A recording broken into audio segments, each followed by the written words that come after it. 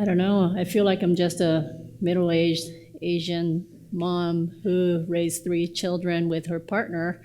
But for me to be here today, or to get here today, I know people that I don't even know paved the way for me. I'm from Japan, but my grandparents moved to Japan from South Korea before the World War ended in 1945. So I inherited a Korean citizenship. I have a Korean passport, but I'm also a permanent resident in Japan.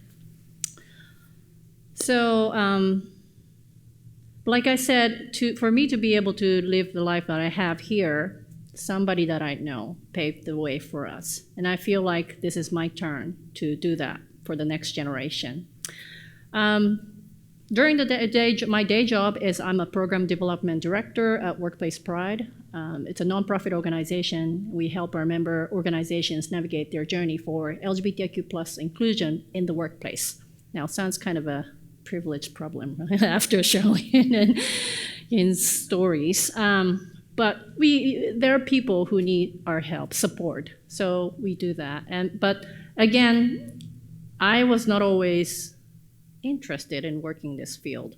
The reason why I'm here, I moved to the Netherlands, is that 13 years ago, I did an MBA at Rotterdam School of Management. Anybody graduate from Erasmus? Maybe not. So 13 years ago, I moved to the Netherlands to do an MBA. And before and after, I was pretty much in a for-profit capitalistic business development in IT consulting, advertising, market research. And something happened after having a family. My daughter, the child, by the way, my pronouns are she, her. And my child, she recognized, well, her gender identity is she, so I call her she. After having children, I started to be more aware of we can do so much better in the workplace in terms of workplace inclusion. So I went back to school yet again. I thought I was done with an MBA, but I did a master in human resource management, and I started my own consultancy called Inclusion Sensei. And that's when I met David, who's a executive program director at Workplace Pride. And he really wanted me to develop a learning and development program that speaks to business people. Like, it's not just about them. It's not just about LGBTIQ plus people when it comes to workplace inclusion. It's about us. We are all in this together because it's about psychological safety. So LGBTIQ plus people perhaps benefit a little bit more than cis hetero people because it's not level playing field. Yeah, so that's what I do. And I do work in the LGBTIQ plus inclusion specific area, but I see this really a universal design. When your workplace is kind, friendly, and open to LGBTIQ plus people, I think my hypothesis it's likely to be open and gentle, kind to everyone.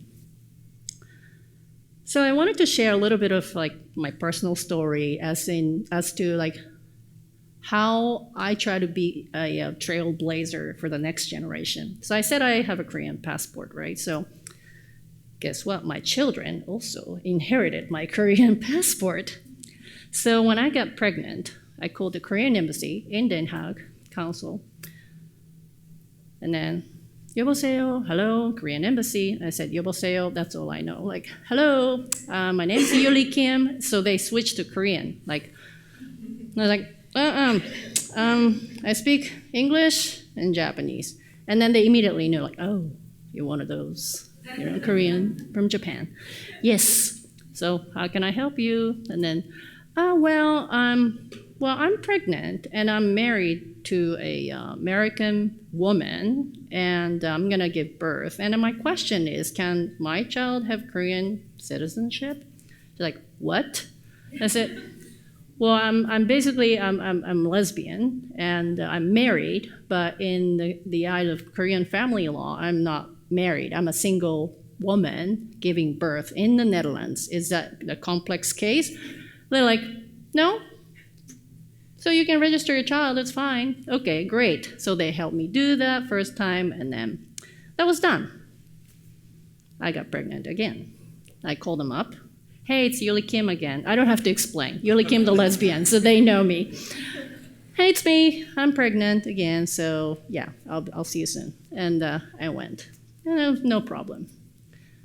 So we have 3 children, and the third one was a little bit different because my wife gave birth. And I registered him. I adopted him legally, so he's my son. I'm a parent in his birth certificate. And the Korean council didn't know how to handle it. And I said, hey, it's Yuli Kim. Like, what, Yuli Kim, are you pregnant again? No, my wife is. They're like, oh my. Yuli Kim, you make my work very complicated and difficult. So the person she had to contact the family court in Korea to report, and then here's the case. She claims that this is her son.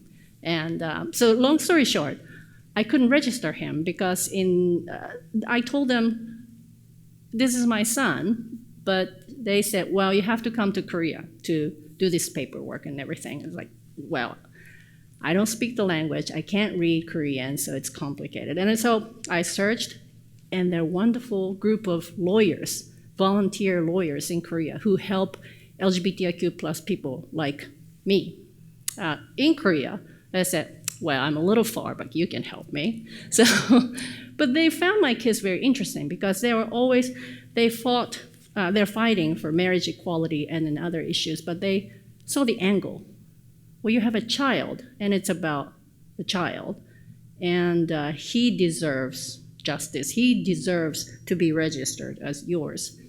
And found out it's not so much of a marriage equality issue when it comes to registering him. It's more of the adoption, complication in international adoption in Korea.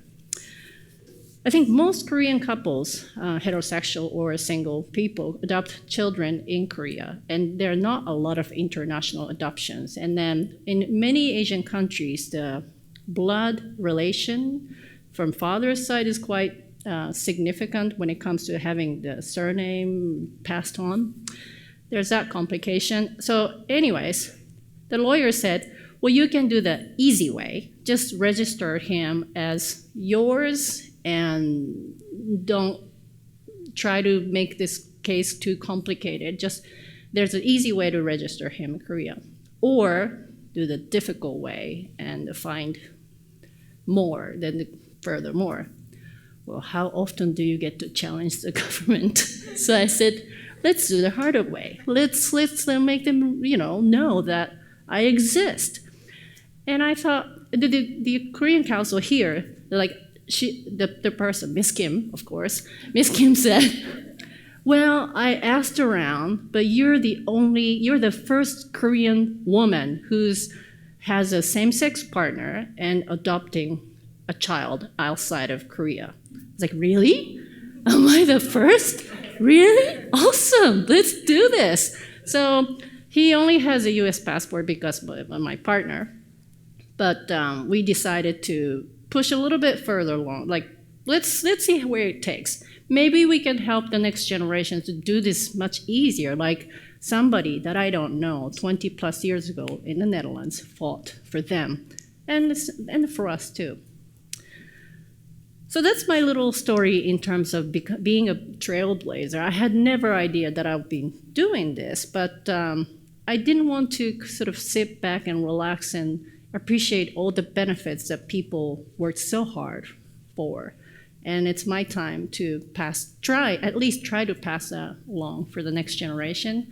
So is there a room for a rainbow in Asia? So before the rainbow, it always rains, right? And then the sun, you feel the warmth.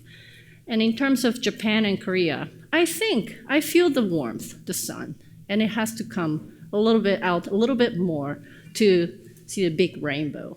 And there's something that we can all do. It can be something small. Be kind, or be open, or just listen to your friends.